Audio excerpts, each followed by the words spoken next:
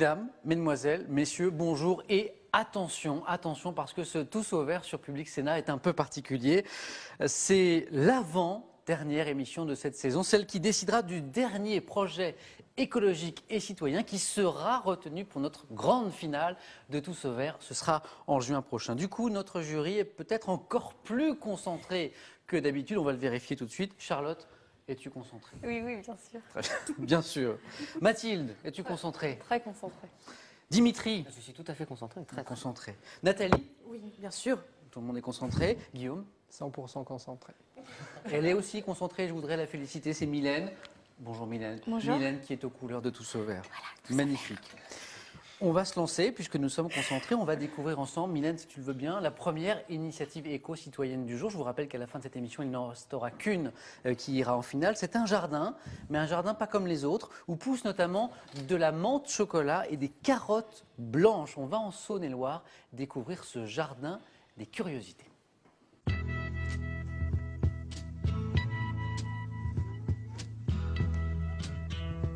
Dans le parc du Morvan, dans le jardin de son association, Aurore apprend aux petits et aux grands à jardiner biologiquement et à reconnaître la diversité des plantes. Donc, dans les différentes variétés de menthe, on a la menthe chocolat. Alors ça fait plaisir beaucoup aux visiteurs, aux enfants. On a aussi comme menthe une menthe qui se trouve un petit peu plus loin, qui s'appelle la menthe banane. Cultivées en motte, herbes, plantes médicinales, fleurs et légumes font œuvre de bon voisinage. On fait beaucoup d'associations de légumes entre eux et de fleurs, de légumes. Ils se rendent service. La capucine, par exemple, c'est très bon dans les tomates, à côté des tomates et des pommes de terre, pour chasser le mildiou, empêcher le mildiou le plus tard possible. Des astuces pour éloigner insectes et taupes, mais la particularité de ce jardin, ce sont ces légumes bizarres. Ça, c'est un chou à feuilles qui ne pomme pas. Et on mange les feuilles au fur et à mesure. Ici, c'est des carottes. On a des carottes blanches. Quelques-unes, voilà, c'en est une petite. Et voilà, elles sont blanches. Des curiosités de la nature abandonnées par l'agriculture industrielle. On a choisi les variétés qui étaient les plus faciles à cultiver, très productives, et qui sont faciles aussi à mettre en contenant, à se conserver une fois cueillies. C'est pour ça qu'on retrouve beaucoup moins de variétés sur les étals. Ces plantes anciennes, Aurore en cherche et parfois, comme aujourd'hui, on les lui donne. Ce sont des haricots Saint-Louis. Alors, je t'en ai amené. Alors ça, c'est ceux-là sont de 2010. Hein, c'est les nouveaux de cette année. Et ceux-là, ils sont de l'année précédente. D'accord. Ouais. Ceux qui sont... Donc c'est une variété ancienne, ça. Hein. Plusieurs fois par an, Aurore organise des fêtes de la nature pour faire découvrir produits bio, locaux et les légumes étonnants qu'elle a fait pousser. On a des concombres. Ça, c'est des concombres melons, concombres ronds. Voilà, et ils sont rigolos comme tout. Voilà, donc une curiosité du jardin. Moi, je ne connais pas du tout, par contre. Hein, Aurore, c'est quoi? C'est la courge turban. Oui, c'est ça, voilà. Ah, turban. Courge turban. Voilà. Parce qu'elle fait comme un turban. Comme Voilà, si ça c'était la ressemble tête un petit avec peu. un turban dessus. Voilà, comme ça, tu vois. On peut donc acheter des courges enturbanées, mais aussi troquer. C'est l'esprit de l'association Par Nature, échanger les savoirs et les plantes. Vous avez vu l'Ivas aussi. Il faut quand même le rentrer l'hiver, mais après vous le ressortez. Et là, sur le bord, il y a des petites plantules qui se forment. qui se tombent Ça et qui me paraît refondent. bien. Eh bien, voyez. Voilà, merci. Voilà. Aujourd'hui, on nous a apporté alors alors c'est pas des variétés anciennes spécialement, c'est ce qu'ils ont dans leur jardin en plus ou des semis qu'ils ont fait. Alors là, il y a un catalpa à fleurs violettes. Là, il y a même un avocat qui avait été planté. Voilà, donc plein de plantes différentes. Dans ces rassemblements, Aurore œuvre aussi pour le maintien des savoir-faire anciens, comme le pressage des pommes du jardin. Ensuite, on met sur le pressoir. Hein? Il n'y a pas besoin de machine, ça tout ça. Une soif de nature et de naturel que l'association d'Aurore essaie de provoquer auprès de tous ses publics. Alors, cette initiative a-t-elle donné soif de naturel et de nature à notre jury? Je vais leur poser la question dans un instant, mais d'abord, je vais réparer une grande faute. Mea maxima culpa, aurait dit Jules César. Bonjour Pierre Galliot. Bonjour. Notre expert est bien sûr parmi nous, comme chaque mois. Pierre Galliot de l'ADEME, l'Agence de l'environnement et de la maîtrise de l'énergie. Pierre, c'est notre expert. Il va nous éclairer, bien sûr, de son expertise sur chacun de ses projets. Guillaume avait l'air très attentif pendant ce sujet. Est-ce que c'est parce que ça t'a séduit ou pas? Ça m'a vraiment séduit. Alors, ce qui me plaît, c'est l'aspect festif. Ouais. Alors, c'est la fête au village. Et non, et c'est vraiment la transmission aux enfants. C'est génial de leur faire découvrir des carottes blanches, des concombres melons. Ils ont l'air vraiment émerveillés, comme on peut le voir sur la dernière Donc, cette image. idée de la transmission aux nouvelles générations. C'est ça, c'est important les enfants quand même. Donc je sais, on le dit souvent, mais moi je pense que par exemple, on devrait avoir des cours d'écologie au collège ou en école primaire. Voilà, c'est voilà une proposition pour le ministre de l'Éducation de Guillaume. Merci Guillaume. Charlotte, es-tu séduit aussi par cet aspect festif et aussi de transmission aux enfants? Moi, je trouve pas ça nouveau. Moi, je trouve que ça fait un peu festival à touristes. Ouais. Oui, enfin, il y a ça souvent. Moi, j'ai déjà vu ça. J'aime bien y aller, j'aime bien participer, mais je trouve pas ça. Enfin, je trouve ça. C'est bien de le faire, mais je trouve que ça fait un peu pour les touristes. Ouais. Voilà, L'originalité du projet, t'as pas sauté aux non, yeux. c'est pas quoi, original, voilà, pas du tout. Nathalie? Oh, pardon, bien sûr, Pierre. Pierre se parce rattrape, que- j'ai oublié de le prendre tout à l'heure. Pierre, hop. Non, mais en termes de communication, ce qui est important, c'est que voilà, on parle d'originalité, de côté novateur, Oui. mais l'immense majorité des opérations de sensibilisation ou d'information sont des choses qu'on connaît de tous les jours. Dès qu'on fait une opération de communication, ça ne va pas forcément sortir du champ. Mais vous êtes d'accord, Pierre, que là, dans cette émission, on a quand même découvert des choses, des initiatives qui souvent étaient des premières. Hein. Non mais complètement, il faut des défricheurs, des précurseurs, tout à fait. Mais n'oublions pas la foule de personnes qui lancent des initiatives courantes, enfin qu'on connaît, mais qui contribuent à ce mouvement qui permet encore une fois de faire passer des valeurs. Voilà, C'est je ça. veux juste préciser C'est-à-dire que la nouveauté n'est pas forcément garant d'efficacité et Non, inversement. voilà, il y a des gens qui font des choses tout à fait régulières, en étant sans être novatrices, mais intéressantes quand même. Nathalie? Moi, j'aime beaucoup ce côté. J'aime bien le côté des espèces qu'on ne connaissait plus, qu'on redécouvre. Oui, la lutte pour la diversité, comme on a vu Mais pour la tomate, par exemple. Voilà, mais laisser ces pauvres enfants tranquilles, quoi. Ils ont effectivement, pourquoi pas à l'école, mais pas faire une sortie écolo. Viens, ce week-end, on va faire les écolos, on va tous aller changer des légumes. Voilà, c'est fini. Laissez-les tranquilles et arrêtez d'être juste écolo parce que vous vous occupez de légumes bio, quoi. Mylène, laissez tranquille les enfants, t'es d'accord? C'est ça. Mais non, pas Mylène. du tout. Je trouve pas. Non. Je trouve pas ça du tout cliché. Au contraire. Venant de Villeneuve-la-Garenne, on n'a pas les jardins en bas de l'immeuble. C'est pas possible. On n'a pas trop d'espace. Et de plus, je trouve ça bien de sensibiliser les plus jeunes à voilà, tout ce qui est écologie. Enfin, Mais c'est tout le monde qui doit s'y mettre, c'est pas juste ces pauvres enfants qui ont peut-être autre chose à faire, ils d'aller courir, d'aller jouer au foot. c'est vrai, mais j'en sais transmettre rien, un savoir-faire, c'est toujours, surtout dès la racine, quoi. Bon, Je après, trouve ça bien. d'autant que ces enfants étaient accompagnés quand même et que peut-être que les parents étaient aussi sensibilisés par l'initiative. Dimitri. Oui, mais voilà. Moi, ce qui m'embête un peu, j'ai souvent l'impression que le bio, la sensibilisation, je rejoins Nathalie, quoi. Si on est sensible au bio, on amène ses enfants à un événement bio et au final, ils sont déjà sensibilisés au bio, ils se resensibilisent au bio et ça se... Alors qu'éventuellement, dans l'éducation à l'école, là au moins on touche tout le monde et pas forcément des familles qui sont déjà Et sensibilisées plus là-dessus. globalement, l'agriculture bio. Et le bio, trop de bio, ça, franchement, à un moment donné, on sature. On peut être très sensible. Je suis un des premiers aussi à être sensibilisé à toutes ces causes-là. Et à la fin, moi-même, je suis lassé d'entendre parler de bio, de bio, de bio. C'est pas parce qu'on est là j'ai qu'on est un peu simplement- Mathilde. Le bio, on en fait tout un truc, c'est vrai. Au bout d'un moment, on commence à saturer. Oui. Je voudrais juste préciser, le bio, c'est tout simplement une agriculture logique, simple. On n'a pas besoin d'engrais parce on fait du compost. On n'a pas besoin de pesticides parce que Oui, mais là, on associe les espèces. Ça pose la entre elles. question C'est logique, des rendements. On sait que c'est un vrai débat. Est-ce qu'avec l'agriculture bio, on pourrait nourrir la planète? Mais je pense que le problème de nourrir la planète, c'est simplement qu'on n'est pas capable, enfin on n'y arrive pas à répartir la nourriture dans le monde. Donc pour On toi, produit ce suffisamment. serait À possible. mon avis, la question ne devrait pas être posée. Je me comme tourne vers ça. notre expert Pierre. Est-ce que vous avez la réponse à cette question qui est importante? Mais il y a un rapport en 2007 de la FAO, qui est donc l'organisme sur l'alimentation et l'agriculture des Nations Unies, qui précisait qu'on peut nourrir la planète à partir de bio. C'est la première chose. Ce serait possible. Et surtout, pensons à l'avenir. On sait qu'actuellement, l'agriculture intensive épuise les sols. Énormément de surface mondiale a des sols totalement épuisés et donc qui ne produira pas dans les années à venir. Donc le bio permet quand même de maintenir des sols de qualité et donc d'assurer une alimentation sur le moyen long terme. Donc pensons également à ça. Donc quand la course au rendement finit par finalement réduire ses rendements, c'est ce que vous nous dites. Qu'avec le changement climatique, certains sols se salinisent. Dérèglement climatique ou les changements climatiques. Si attention. Mais toujours est-il que la surface totale agricole utile diminue dans beaucoup de pays. Alors certes, il y a encore des potentiels dans beaucoup d'autres, notamment en Afrique, c'est le mouvement qu'on voit actuellement, mais attention, la course au rendement, en effet, n'est pas forcément synonyme de sécurité alimentaire. Merci Pierre pour cet éclairage. Maintenant, ensemble, c'est le mot-clé du reportage de l'initiative suivante. Ça se passe à Nanterre, près de Paris. 3 familles ont acheté ensemble pour construire un terrain, pour y construire ensemble 3 maisons écolo. Et ensemble, regardons.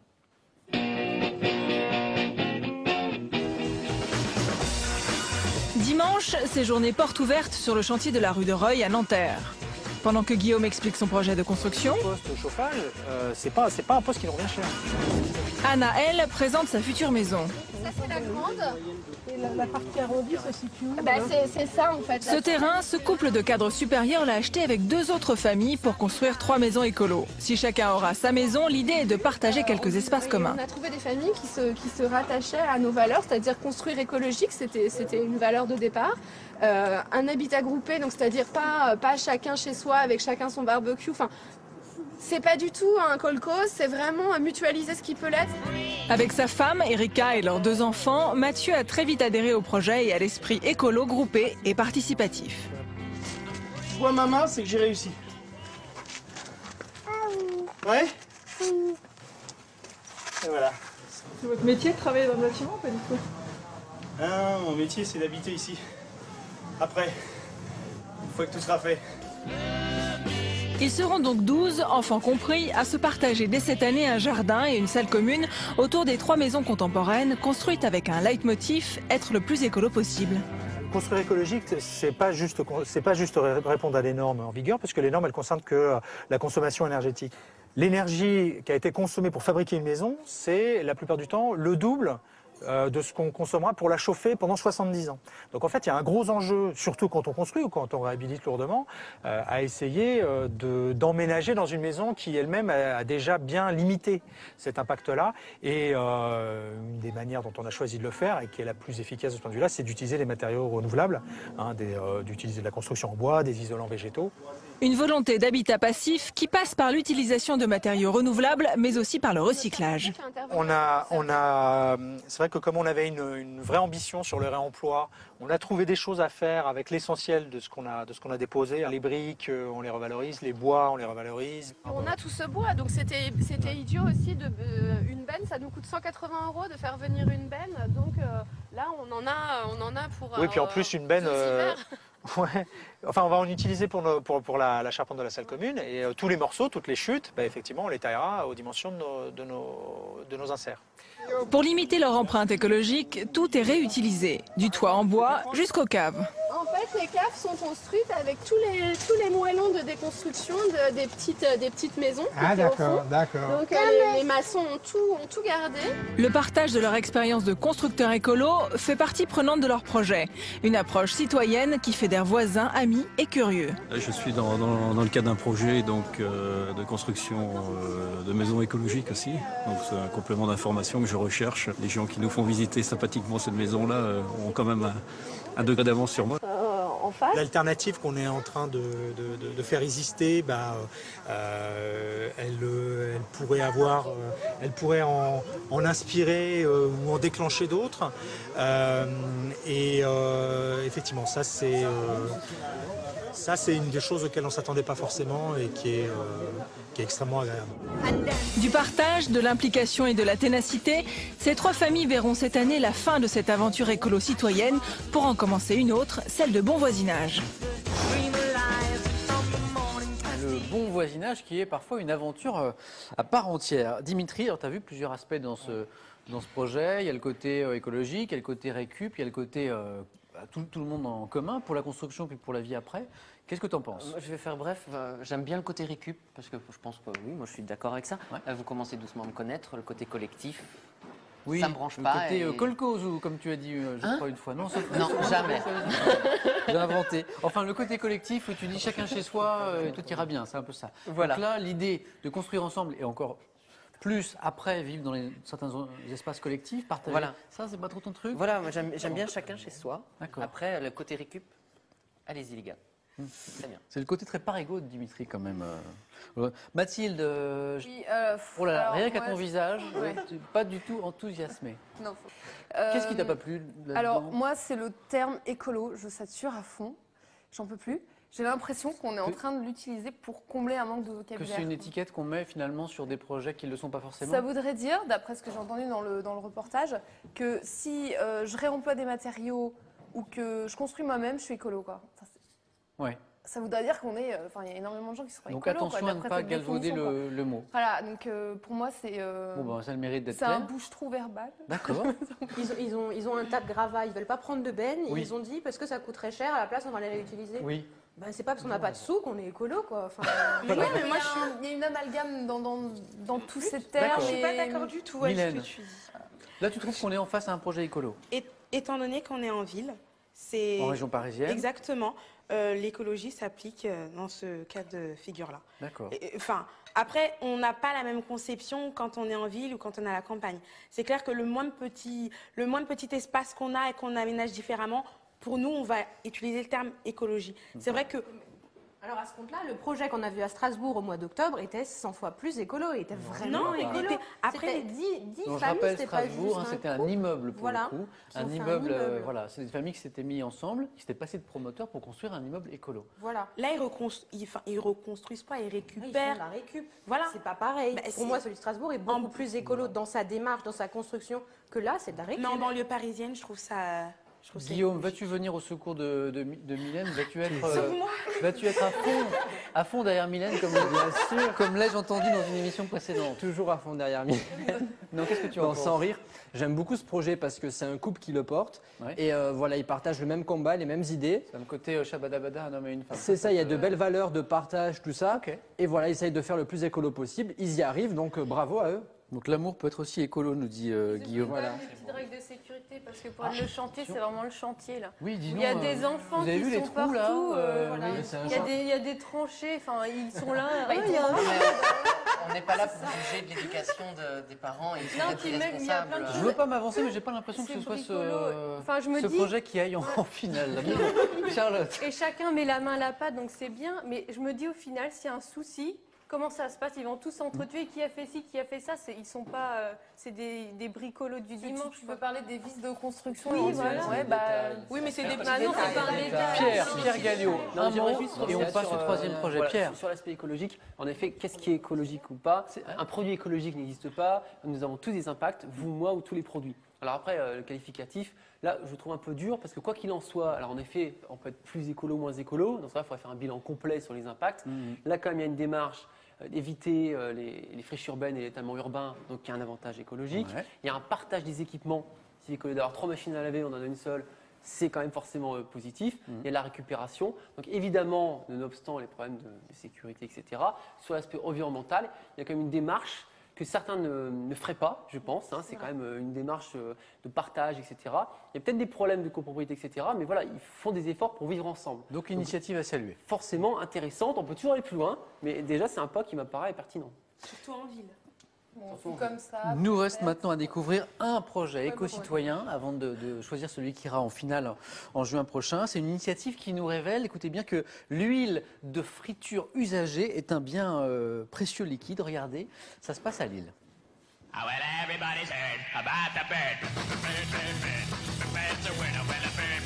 Dès 9h du matin, Anthony fait la tournée des bars et des restos. Et ça dépote. S'il prend son triporteur de si bon matin, c'est pour récupérer des bidons d'huile usagée. Et à Lille, capitale française de la frite, l'huile, ça ne manque pas. Voici votre ticket. Voilà. En tout cas, merci beaucoup et bah, à dans 2 semaines. Hein. Et puis si le bidon est plein avant, vous n'hésitez pas à appeler comme d'habitude. Hein. Voilà. Avant, j'allais à la déchetterie. On remplissait les bidons nous-mêmes. Des petits bidons, parce que les gros bidons, c'est trop lourd. Donc c'est beaucoup plus pratique. Je peux vous le déposer quand même, vu que je vous avais prévu un bidon.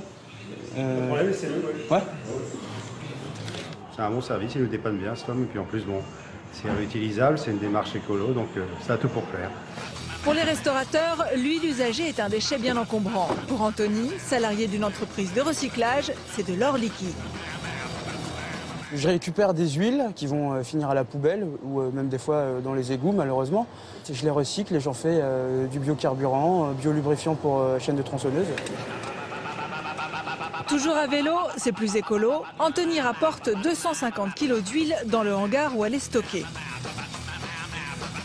De là, une fois par semaine, Julien, le fondateur de l'entreprise, transporte en camion une dizaine de bidons vers sa petite usine de recyclage qui se résume pour l'instant à un vieux garage au fond d'une cour.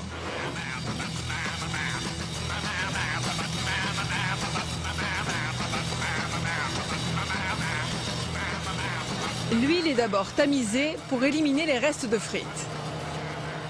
Là, c'est ce qu'on retire dans la première filtration. Donc c'est tous les petits graillons, les bouts de frites, etc. quoi.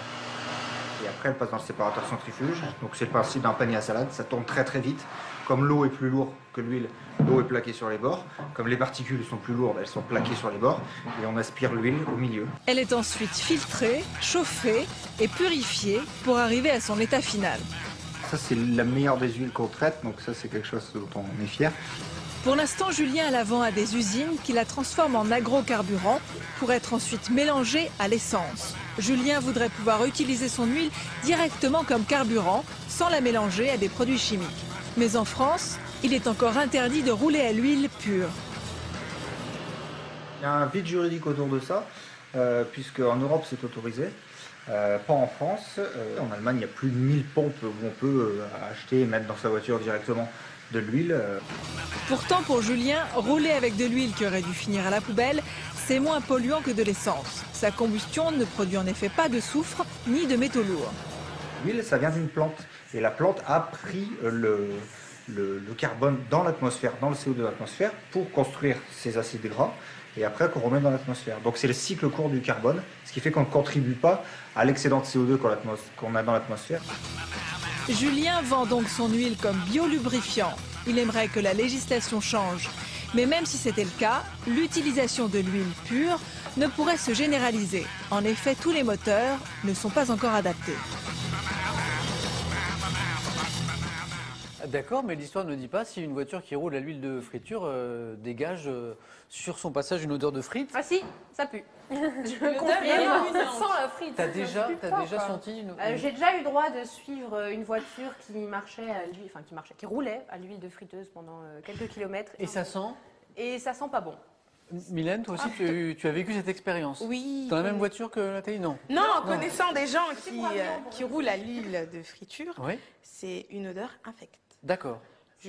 Moins agréable qu'une odeur de moteur diesel, par exemple. Et après, ça s'imprègne, c'est vraiment... Ça donne pas très envie. Diesel, c'est vrai que c'est moi, j'arrive pas... Non, parce que ça sent pas très bon, justement.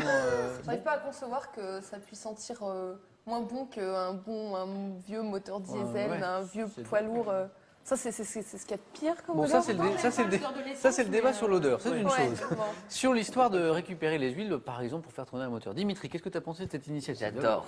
T'aimes bien? Tout d'abord parce que j'adore les frites, tout ce qui est passé à la friture, j'adore. Ah, donc ça, c'est un critère voilà, personnel, mais c'est un argument. C'est un argument. Et ensuite, je suis un peu passionné par le côté, on prend quelque chose de bien sale et on essaye de faire quelque chose de propre. Voilà. Et je les trouve vraiment courageux parce qu'ils sont là avec leur vélo, il faut les encourager.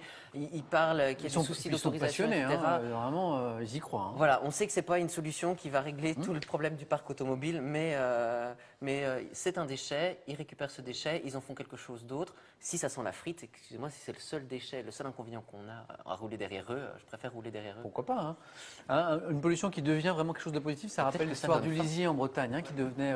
Et d'ailleurs, c'est une initiative qui a été soutenue par l'ADEME Nord-Pas-de-Calais. Ça, c'est une initiative soutenue par l'ADEME. Tout à fait, simplement parce qu'on a fait des déchets. L'huile est un déchet très embêtant, notamment à retraiter, ça a des coûts de gestion pour la collectivité. Donc pour toucher les petits gisements comme ça, il y a eu un soutien de l'ADEME. Alors ensuite, juste quand même pour rappeler que l'usage, ça a été dit dans le reportage, c'est pour le lubrifiant, voire la lipochimie, mais qu'il est interdit en France de rouler à l'huile usagée. Alors manifestement en Allemagne, c'est possible, mais pas pour les huiles usagées. Pour Voilà, ce ne sont pas des huiles usagées, ce sont des huiles végétales pures. D'accord. Donc en gros, lorsqu'on presse directement certaines plantes, on peut avoir de l'huile. En France, les agriculteurs qui le produisent peuvent l'utiliser pour leur propre utilisation. Mais attendez, Pierre, tout à l'heure Nathalie et Mylène nous parlaient d'amis qui roulaient à l'huile de friture usagée. Ils sont hors la loi, Tout à fait. Ces amoureux de la friture. Moi, je ne connaissais pas le monsieur. Moi, je suivais la voiture. Pardon. C'est moi. Donc c'est interdit. C'est interdit. Et aussi, bon, il y a des questions de taxes, il y a des questions aussi de casse-moteur. Oui, parce que les moteurs ne touchent pas de taxes là-dessus. Exactement. Mais de fait, il y a des problèmes aussi d'adaptation des moteurs à ce type Oui, le d'huile. reportage le disait, il y a des moteurs qui ne peuvent pas tourner tout simplement avec ça. Charlotte, qu'est-ce que tu as pensé de ce projet, de cette initiative? Moi, je trouve ça bien de réutiliser les huiles usagées. Bon, après, si on part sur le biocarburant, donc c'est un peu différent pour là, c'est un lubrifiant, c'est un peu différent. Mais juste souligner que, moi, je ne suis pas tellement d'accord qu'on utilise les terres agricoles pour faire du biocarburant. On a déjà une réduction des terres agricoles, donc si en plus on l'utilise pour du biocarburant, c'est vrai je trouve que c'est pas la bonne solution. Tous les médias en parlaient comme de la panacée du biocarburant, et puis on en est revenu, Pierre, je crois. On s'est rendu compte que si on devait remplacer tout le carburant aujourd'hui par du biocarburant, il faudrait consacrer l'intégralité des terres agricoles. Alors, ça va ce débat. Il y a juste une analyse de cycle de vie sur différents biocarburants pour voir l'intérêt, notamment au niveau effet de serre. Ce qu'il faut retenir, c'est que les biocarburants de première génération, donc il y a une concurrence alimentaire, on va y revenir parce qu'il y a des problèmes au Mexique, en Égypte, etc. Et on part vers les biocarburants de seconde ou troisième génération à partir d'algues ou de cellulose. Ou de déchets végétaux. Ou de déchets végétaux, en l'occurrence, dans le biogaz à Lille, etc. Donc, en effet, il y a des débats là-dessus. Mais là, c'est encore une fois un déchet. Donc, c'est côté intéressant. Très rapidement, avant de passer au vote final, un mot de Guillaume et de Mathilde aussi sur ce projet. Moi, je suis séduit. Je trouve que cet homme, il a tout compris. Parce que voilà, c'est duplicable, notamment pour les fast-foods, tout ça. Donc, moi, je suis voilà, il y a de quoi faire. J'adore l'atmosphère du reportage. C'est un peu sale, c'est ambiance garage, il y a du graillon, de la friture, c'est cracra cool. Moi, c'est plutôt l'inverse, du coup, c'est que là, j'ai envie de me dire, est-ce que c'est pas un peu dangereux, toute son huile qu'il a dans son garage comme pourquoi ça, ce serait dangereux? J'en sais rien, mais ça me Écoutez, paraît tant pas, qu'on ne laisse pas jouer les enfants autour, qu'on parlait du sujet tout à l'heure avec les trous dans le chantier, là, après, tout va bien. Attention, c'est le moment tant attendu. Pour la dernière fois de la saison, on va voter ensemble. Vous allez voter pour désigner celui de ces 3 projets qui va aller en finale en juin pour gagner le prix Tous au Vert. Alors, lequel de ces 3 projets voulez-vous sélectionner pour cette finale aujourd'hui? Je rappelle, 1, le jardin des curiosités. 2, construire ensemble sa maison écolo. Ou bien ce 3e projet que nous venons de découvrir, rouler ensemble à l'huile de friture. Qui veut commencer? Charlotte? Par défaut, la 3. La 3 par défaut, l'huile de friture, donc, ne me trompe pas. Quel emballement. Nathalie? Alors, moi, je suis désolée, mais il n'y a aucune initiative qui m'intéresse. Écoute, tu as le droit. Donc, je m'abstiens. Bon, alors, abstention de Nathalie. Guillaume? La 2, c'était vraiment ma préférée. Construire ensemble sa maison écolo. C'est ça, ouais. Très bien. Si je vais vers Mylène, je pense que ça peut être ça aussi. Exactement. Ah, je ne me suis pas trompé. 2 voix pour la maison écolo. Dimitri? Les frites. Les frites. Ah, on est à une incroyable. On a une égalité stricte de partout. C'est donc la voix de les frites. Ouais. Donc c'est la voix de L'huile Mathilde. de friture, Voilà. Eh bien, ce sont donc les frites, ou plutôt l'huile de friture usagée et récupérée. L'huile de friture à la pompe qui va en finale avec les 7 autres projets écologiques et citoyens que vous avez sélectionnés tout au long de cette saison, de cette année. On va se retrouver maintenant dans un mois pour la grande finale de Tous au Vert. En attendant, vous nous retrouvez sur publicsénat.fr. À très bientôt et prenez soin de vous.